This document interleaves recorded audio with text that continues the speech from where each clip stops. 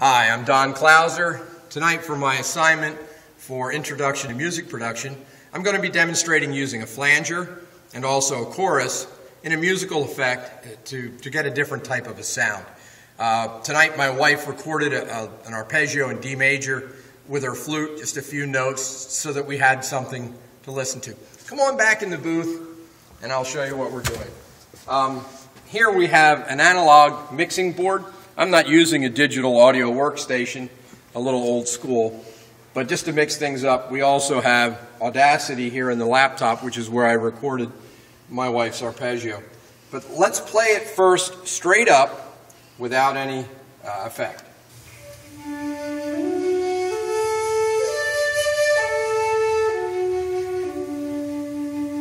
Just one more time.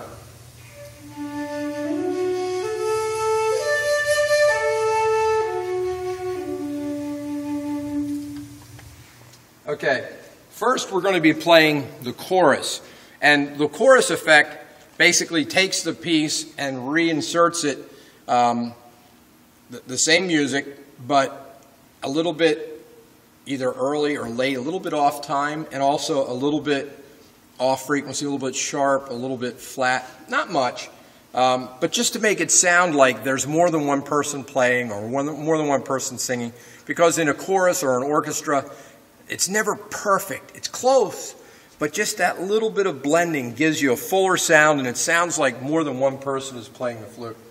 So I'm going to turn that on, and you'll see here this is my effects strip that I'm using. So I have this set at 13. This is my parameter. This is where I can turn the effect and make it stronger or less strong. If I'm using a reverb or a delay, it's where I adjust the time.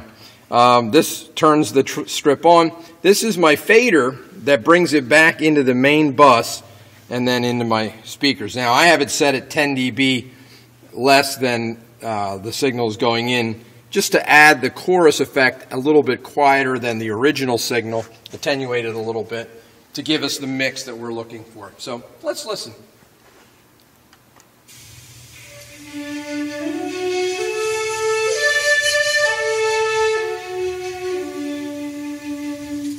One more time.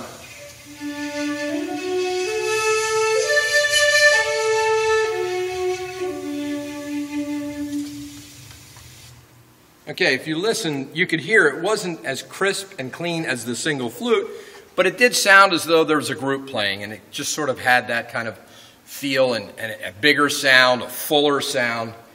So that's why you would use chorus. The next effect that we're going to be using is flange, and again, just like there's an adjustment here for the parameter, I have flange selected, which is number 14 on this strip, and then I'll just turn it on. Again, I have the fader at 10 dB less, to attenuate it a little bit.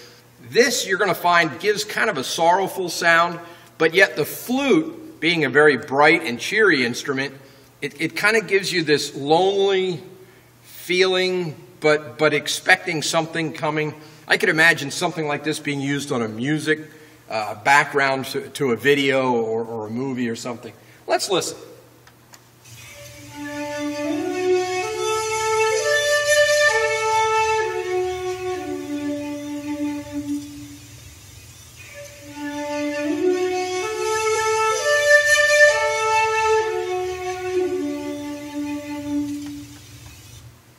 Music itself has a certain amount of emotion in the piece, but by either using the chorus and filling it out, or using the flange and adding sort of that sorrowful, lonely sound to it, we have changed the way you could use that same piece of music for a different effect.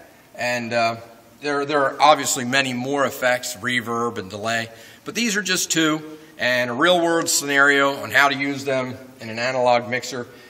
This I could use in real-world sound reinforcement. If we had special music or something, I could use that kind of an effect to fill out our orchestra.